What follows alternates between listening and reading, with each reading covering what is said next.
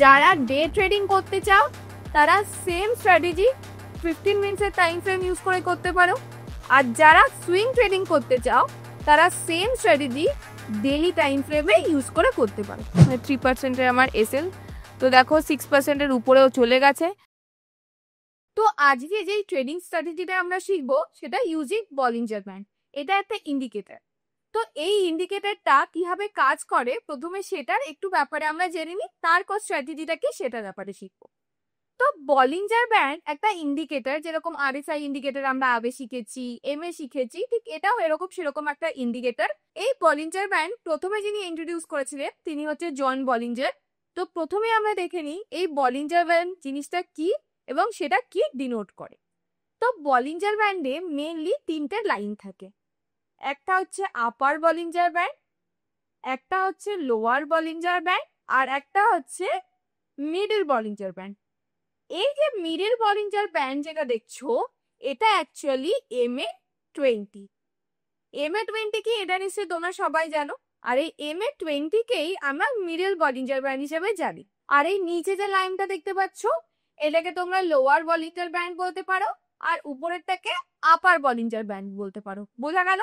এই তিনটে জিনিসকে একসাথে আমরা বলবো বলিঞ্জার ব্যান্ড।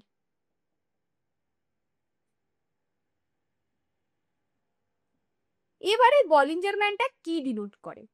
এটা মেইনলি ভোলাটিলিটি ডিনোট করে, যে এখন স্টকে কিরকম ভোলাটিলিটি আছে সেইটা আমরা যদি বুঝতে চাই সেটার জন্য আমরা এই বলিঞ্জার ব্যান্ডটা ইউজ করতে পারি। তো প্রথমে আমরা বুঝে নিই এই যে upper Bollinger band, lower Bollinger band এবং MA20 এগুলো কিভাবে কাজ করে। তো MA20 তো আমরা সবাই জানি যে MA20 হচ্ছে একটা অ্যাভারেজ দেখায়, মুভিং অ্যাভারেজ, যেটা আমরা সবাই জানি যে 20 ক্যান্ডেলস এর ক্লোজিং প্রাইসের উপর অ্যাভারেজ দেখায়। ফর এক্সাম্পল আমরা যদি আপার আর লোয়ার বুঝতে চাই, তোমরা একটা এক্সাম্পল নিতে পারো। ধরো তোমার স্কুলে 10খানা স্টুডেন্ট আছে, সেই 10টা স্টুডেন্টের মধ্যে মোটামুটি 5-6 জনের হাইট ধরো 5-5.5 ফিট, মানে 5 ফিটের কাছাকাছি। বাকি 2 জনের হাইট ধরো 6 ফিট বা 6.5 ফিট, আর বাকি 1 বা 2 জনের হাইট যে 4 ফুটের কাছাকাছি। তো এখানে তুমি কি দেখতে পাচ্ছ, অনের অ্যাভারেজ বেশিরভাগ স্টুডেন্টেরই হাইট মোটামুটি 5-5.5 ফিটের মাঝখানে। তো যদি তুমি সেই 10টা স্টুডেন্টের হাইটের অ্যাভারেজ করো, অ্যাভারেজ যেটা দাঁড়াবে সেটা হচ্ছে তোমার এই মিডল বলিঞ্জার ব্যান্ড বা MA। কেন কি এখানে সবার আমি হাইটের অ্যাভারেজ করে এটা লাইন করছি। এবার এই আপার বলিঞ্জার ব্যান্ডটা কি? এই যে এতজন স্টুডেন্ট আছে এদের মধ্যে যার হাইট সবচেয়ে বেশি সেটা হচ্ছে আমার আপার বলিঞ্জার ব্যান্ড। তার মানে হচ্ছে যার হাইট উপরের দিক থেকে সবচেয়ে বেশি সেটা হচ্ছে আপার বলিঞ্জার ব্যান্ড, আর যার হাইট সবচেয়ে কম সে আসবে আমার লোয়ার বলিঞ্জার ব্যান্ড। মানে আমরা এটাই বোঝাতে চাইছি যে ধরো 10 জন আছে বা 10 দিনের ক্যান্ডেল তৈরি হয়েছে, তার মধ্যে হাই কতটা আর লো কতটা সেটা দিয়ে যে লাইনটা আমরা টানি সেটা হচ্ছে আপার বলিঞ্জার ব্যান্ড এবং লোয়ার বলিঞ্জার ব্যান্ড। বোঝা গেল মেন বলিঞ্জার ব্যান্ডের কনসেপ্ট কি। এবার এটা তুমি ধরো যে এখন যদি স্টকটার যে ক্যান্ডেলস্টিক গুলো তৈরি হচ্ছে সেগুলো যদি এরকম ভাবে তৈরি হয় যে ধরো এই যে ব্যান্ডটা আছে এর মাঝখানেই রয়েছে, বাইরে বেরাচ্ছে না, তখন আমরা কি বলবো? ধরো এরকম ভাবে ক্যান্ডেল গুলো তৈরি হচ্ছে যে এই যে আমরা লাইন আঁকছি এই লাইন বরাবর যদি ক্যান্ডেল তৈরি হয় তখন আমরা কি বলবো? যে এটা লো ভোলাটিলিটি, যে এর মধ্যে ভোলাটিলিটি কম আছে, এই জন্য ব্যান্ডের মধ্যেই এটা আপ ডাউন করছে। কিন্তু যখন আমরা দেখবো যে বলিঞ্জার ব্যান্ড খুব টাইট হয়ে গেছে, সাপোজ এটা ধরো আপার বলিঞ্জার ব্যান্ড আর এটা ধরো লোয়ার বলিঞ্জার ব্যান্ড, এবার যখন আমরা দেখবো ক্যান্ডেল গুলো এই থেকে বেরিয়ে গিয়ে উপরের দিকে যাচ্ছে আর এই বলিঞ্জার ব্যান্ডও আস্তে আস্তে ওয়াইড ওপেনিং হয়ে যাচ্ছে, তখন আমরা কি বুঝবো? যে এবার এর ভোলাটিলিটি বেড়ে যাচ্ছে। যখন উপরের দিকে ওয়াইড হবে ক্যান্ডেল গুলো ব্রেক করে উপরের দিকে যেতে থাকবে, তার মানে স্টকটা আপসাইডে ভালো স্ট্রেংথ দেখাচ্ছে, এখন ওর মধ্যে উপরের দিকে স্টকটা যেতে পারে, তাই জন্য উপরের দিকে বেশি ওয়াইড হচ্ছে। আর যদি এরকম হয় ক্যান্ডেল গুলো আস্তে আস্তে নিচে যেতে যেতে এই যে লোয়ার বলিঞ্জার ব্যান্ডটা এটা ওয়াইড হয়ে যাচ্ছে, ওয়াইড মানে কি দেখো আস্তে আস্তে আস্তে খুলে যাচ্ছে, এরকম যদি হয় তখন আমরা বুঝবো স্টকটাতে নিচের দিকে যাওয়ার চান্সেস বেশি, মেবি এখন ডাউন ট্রেন্ড হতে পারে বা কিছুদিন নিচের দিকে যেতে পারে, ভোলাটিলিটিও বেশি। এখন এই টাইমে স্টকটার চান্স আছে যে একটু বেশি স্ট্রেংথে বেশি ভলিউমে নিচের দিকে যাবে। বোঝা গেল? তো এই কনসেপ্টটা কাজে লাগিয়েই আমরা আজকে একটা স্ট্র্যাটেজি শিখবো। বেসিক তোমাদের আগে বলে দিলাম বলিঞ্জার ব্যান্ড কি হয় এবং মেনলি কিভাবে কাজ করে। এরপরে যখন তুমি স্ক্রিনে আমরা দেখবো বা আমি এক্সাম্পলস নিয়ে বলবো তোমাদের আরো বুঝতে সুবিধা হবে। আই হোপ বলিঞ্জার ব্যান্ড কি, আপার বলিঞ্জার ব্যান্ড কিসের ডিনোট করে, লোয়ার বলিঞ্জার ব্যান্ড কি ডিনোট করে, এইগুলো তোমাদের ক্লিয়ার হয়ে গেছে। আজকে যে স্ট্র্যাটেজিটা আমরা শিখবো সেটা তোমরা দু জায়গায় ইউজ করতে পারবে। একটা হচ্ছে ডে ট্রেডিং আর একটা হচ্ছে সুইং ট্রেডিং। যারা ডে ট্রেডিং করতে চাও তারা সেম স্ট্র্যাটেজি 15 মিনিটসের টাইম ফ্রেম ইউজ করে করতে পারো, আর যারা সুইং ট্রেডিং করতে চাও তারা সেম স্ট্র্যাটেজি ডেইলি টাইম ফ্রেমে ইউজ করে করতে পারো। কিভাবে কি সেগুলো আমরা ডিটেইলে যাবো। তো প্রথমেই অনেকে কনফিউশন থাকবে ডে ট্রেডিং কি সুইং ট্রেডিং কি। তো একটা জাস্ট 1 মিনিটে তোমাদেরকে আমি এটা বুঝিয়ে দিই যে কি কি টাইপের ট্রেডিং হয়। ফার্স্টেই আসে স্ক্যালপিং, যেটা কিছু মিনিটে হয়, 1 মিনিট বা 3 মিনিট ম্যাক্সিমাম ক্যান্ডেলস্টিক ইউজ করে স্ক্যালপিং হয়, যেটা আমি একদম রেকমেন্ড করি না। সেকেন্ড আসে ডে ট্রেডিং, যেটার আরেকটা নাম ইন্ট্রাডে। থার্ড আসে বিটিএসটি।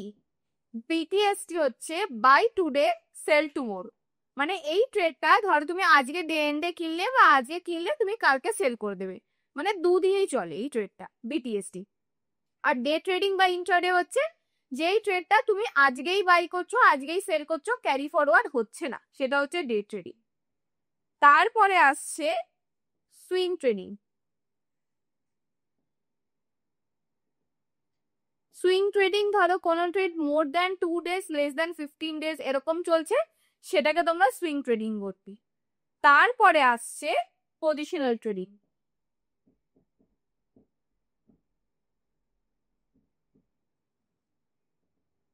এই পজিশনাল ট্রেডিং মোটামুটি তোমার 3 উইকস থেকে 6 মান্থস বা এরকম চলতে পারে তোমার পজিশনাল ট্রেডিং। তারপরে তুমি শর্ট টার্ম ইনভেস্টিং ও বলতে পারো বা লং টার্ম ইনভেস্টিং, দু টাইপে ডিভাইড করতে পারো। ধরো শর্ট টার্ম ইনভেস্টিং এর জন্য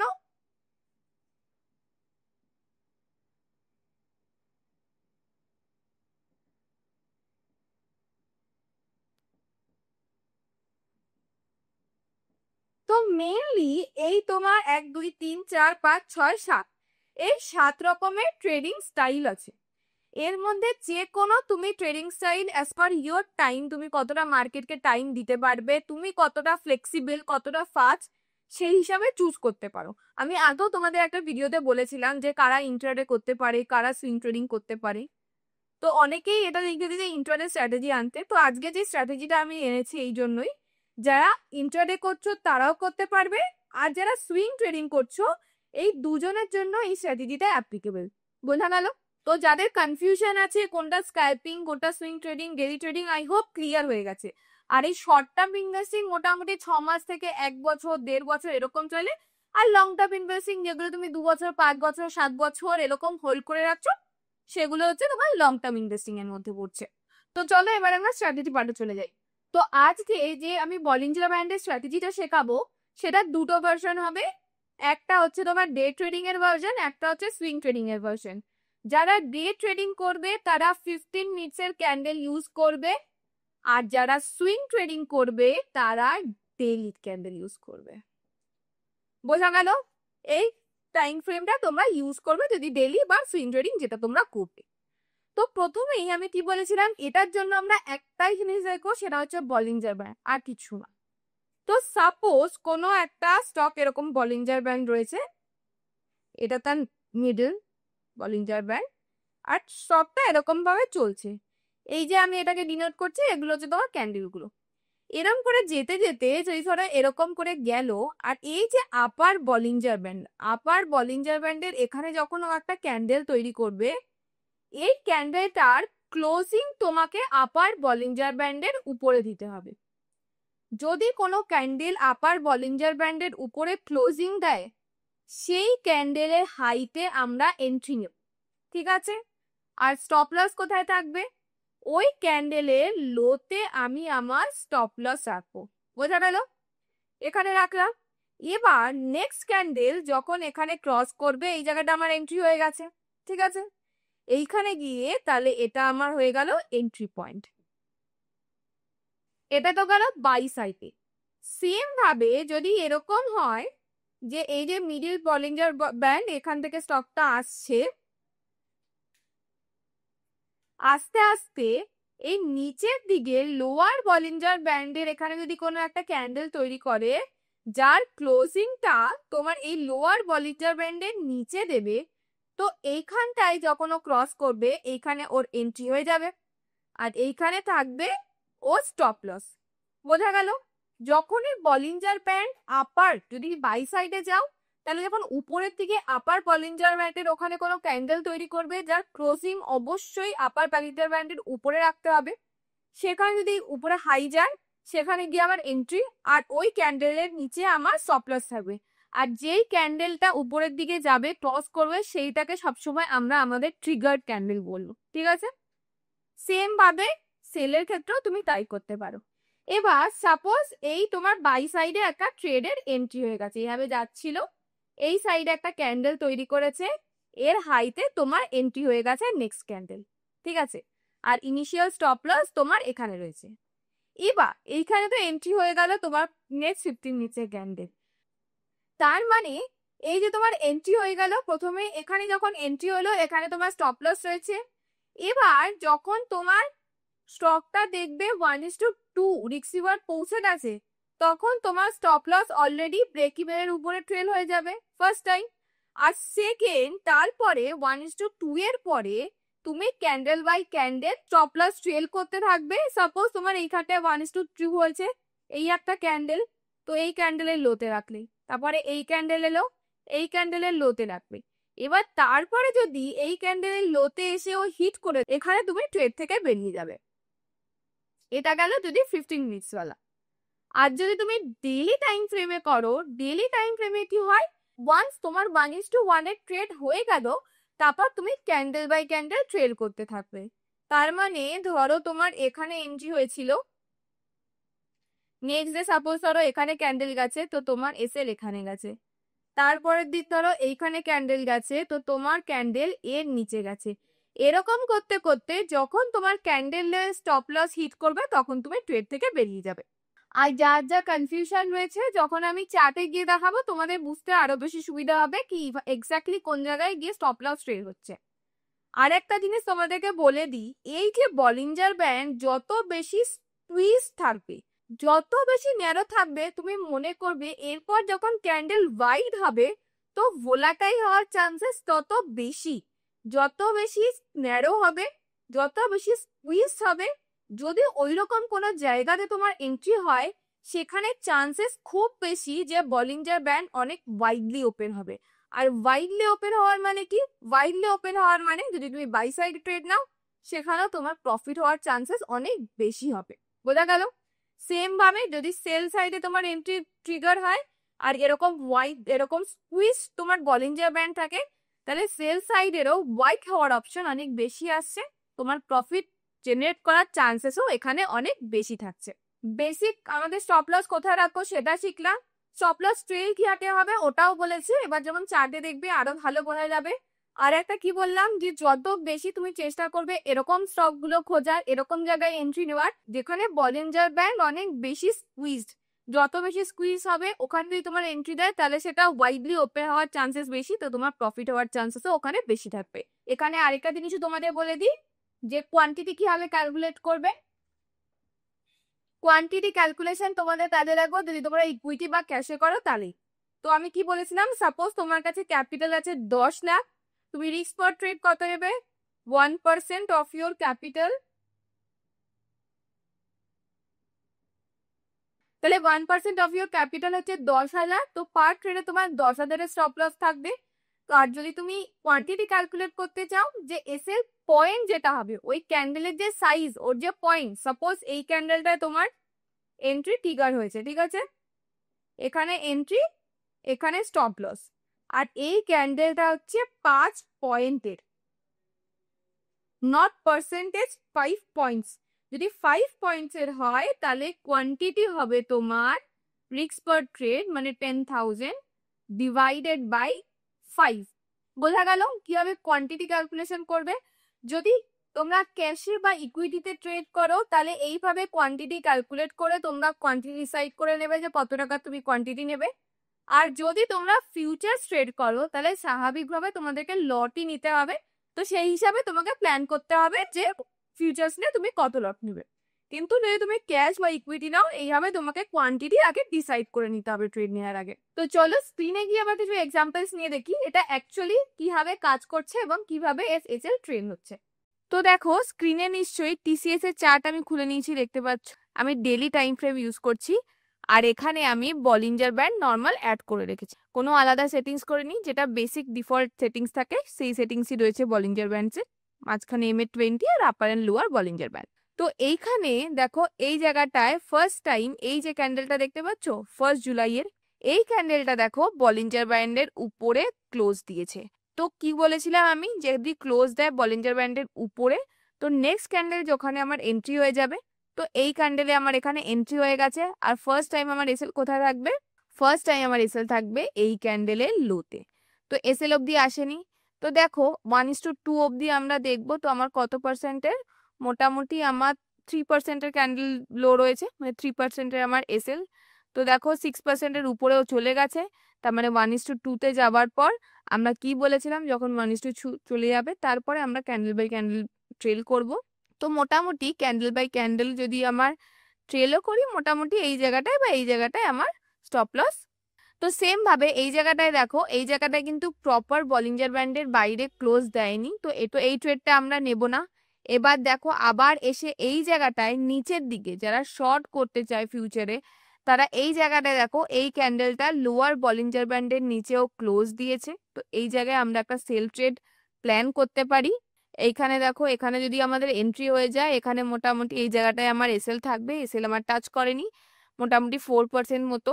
তো 8% যখনই যাবে আমরা কি হবে, আমাদের এসএল ট্রেল হয়ে যাবে না, 8%-এর এখানে গেছে, তারপরে হয়তো এইখানে তুমি ক্যান্ডেল বাই ক্যান্ডেল ট্রেল করলে এই জায়গাটায় তোমার স্টপ লস হিট হয়ে যাবে, তো মোটামুটি 6.7%-এর মতো এখানে বুক হতে পারতো। তো এইভাবে দেখো এইখানেও কি ক্লোজ দিয়েছে, এই জায়গাটায় ক্লোজ দিয়েছে, কিন্তু এই জায়গাটায় ট্রেডটা দেখো এটা তোমার এখানে ফেল হয়ে যাবে। সেম ভাবে এইখানে আর কোনো ক্লোজ দেয়নি, এই জায়গাটা দেখো শর্ট সাইডে একটা ট্রেড হতো যেটা তোমাকে প্রফিট দিত, কেন স্টপ লসের কাছে এখানে আর আসেনি। তো এরকম ভাবে তুমি দেখবে যে ডেইলি টাইম ফ্রেমে, আমি জাস্ট একটা চার্টে তোমাকে দেখালাম যে জায়গায় এন্ট্রি হচ্ছে, যে কোনো স্টক তুমি ইউজ করতে পারো, স্টকে গিয়ে তুমি ডেইলি টাইম ফ্রেমে দেখবে ওটা বাইরে ক্লোজ দিচ্ছে নাকি, যদি ক্লোজ দেয় তো তার লোতে তোমার এন্ট্রি হয়ে যাবে, আর যেরকম ভাবে তুমি স্টপ লস ট্রেল করছো তুমি এইটাও ইউজ করতে পারো, বা আগে আমি একটা ভিডিওতে 4টে স্টপ লস ট্রেলিং এর মেথড শিখিয়েছি, সেইখান থেকেও যে কোনো একটা ইউজ করতে পারো। তো চলো 15 মিনিটসের কিছু দেখে নিই যে ওখানে কিভাবে ট্রেড হচ্ছে। তো দেখো র্যান্ডম আমি রিলায়েন্সের চার্ট খুলে নিয়েছি, যেহেতু আমি ডেলি ট্রেডিং করব বা যেহেতু আমি ডে ট্রেডিং করব বা ইন্ট্রাডে করব, তো আমি বলেছিলাম ডে ট্রেডিং বা ইন্ট্রাডের জন্য তুমি 15 মিনিটসের টাইম ফ্রেম ইউজ করবে আর সেম স্ট্র্যাটেজি থাকবে। তো এখানে আমি 15 মিনিটসের টাইম ফ্রেম খুলে নিয়েছি। তো ফার্স্ট টাইম দেখো এখানে কোন জায়গাটা এন্ট্রি দিচ্ছে, এইখানে দেখো একবার এন্ট্রি হয়ে যাবে যখন বাইরে ক্লোজ দিয়েছে। এই ট্রেডটা দেখি আমাদের প্রফিট দেয় নাকি, এখানে আমাদের এন্ট্রি হয়েছে, ক্যান্ডেল লো মোটামুটি 5.5 পয়েন্টের আমার ক্যান্ডেল সাইজ। তো এখানে দেখো এই ট্রেডটা মোটামুটি আমাদের এসএল হিট করবে, কেন 1:2 যায়নি, আমাদের ব্রেক ইভেনের উপর ট্রেল হবে না। সেম ভাবে এই জায়গাটায় দেখো বাই সাইডে আরেকটা এন্ট্রি রয়েছে, এই জায়গাটায় আমরা দেখি এই যে এই ক্যান্ডেলটা দেখতে পাচ্ছ যে বাইরে ক্লোজ দিয়েছে, তো এর হাইতে এন্ট্রি হয়ে গেছে, এটাও মোটামুটি 4.6 পয়েন্টের ক্যান্ডেল। তো এটা দেখো এটা মোটামুটি তোমার 1:3 কাছে গিয়ে তারপর এই জায়গাটায় হয়তো আমাদের এসএল হিট করবে। তো এটাও মোটামুটি 1:2 এর মোটামুটি 2.5 এর রিস্ক রিওয়ার্ডের ট্রেড দিয়েছে। সেম ভাবে এখানে দেখো কোথাও ক্লোজ দেয়নি, এখানে প্রপারলি কোথাও ক্লোজ দেয়নি, এখানে উপরের দিকেও প্রপারলি কোথাও বাইরে ও এন্ট্রি দেয়নি বা নিচের দিকেও এন্ট্রি দেয়নি। আবার শর্ট সাইডে এখানে কে রিলায়েন্সের এন্ট্রি হবে, সকাল দেখো এইখানে যে এন্ট্রি হয়েছে, এন্ট্রি হওয়ার পর এখানে তুমি এন্ট্রি নিয়ে নেবে, এন্ট্রি হওয়ার পর দেখো এটা তুমি প্রফিট হয়ে যাবে এই ট্রেডটায়। এবার তোমাকে দেখতে হবে যেহেতু তুমি ডে ট্রেডিং, তো ডে এন্ডে যদি তোমার যখনও এন্ট্রি হবে চেষ্টা করবে দুটোর পরে কোনো এন্ট্রি না নেওয়ার। আইদার তুমি একটার দিকে এন্ট্রি নিতে পারো, নয়তো সকালের দিকে এন্ট্রি নিতে পারো, কিন্তু দুটোর পরে যদি কোনো ট্রেড ইনিশিয়েট হয় সেটাকে অ্যাভয়েড করাই ভালো, কারণ তোমাকে সেই দিনই এক্সিট করে দিতে হবে। তো ওই রকম টাইমের ট্রেডই তুমি নেওয়ার চেষ্টা করবে। আর ডে এন্ডে যেখানেও থাকে যদি তোমার স্টপ লস পুরো নাও যায় সেখানেও তোমাকে এক্সিট করে দিতে হয়, যদি অল্প প্রফিট থাকে ওই টাইমে তোমাকে এক্সিট করে দিতে হবে। তো এটা তো গেল যারা ডে ট্রেডিং করছো তাদের জন্য। আই থিঙ্ক বোঝা গেছে যে যদি তুমি সুইং ট্রেডিং করো তাহলে তুমি কিভাবে করবে, আর যদি তুমি ডে ট্রেডিং করো তাহলে তুমি কিভাবে স্ট্র্যাটেজি অ্যাপ্লাই করবে। আই হোপ ভিডিওটা ভালো লেগেছে। যদি কোনো ডাউট থাকে তাহলে অবশ্যই কমেন্ট সেকশনে জানিও, আমি চেষ্টা করবো সেগুলো ক্লিয়ার করে দেওয়ার জন্য। তো আজকের জন্য এতটাই, দেখা হচ্ছে পরের ভিডিও।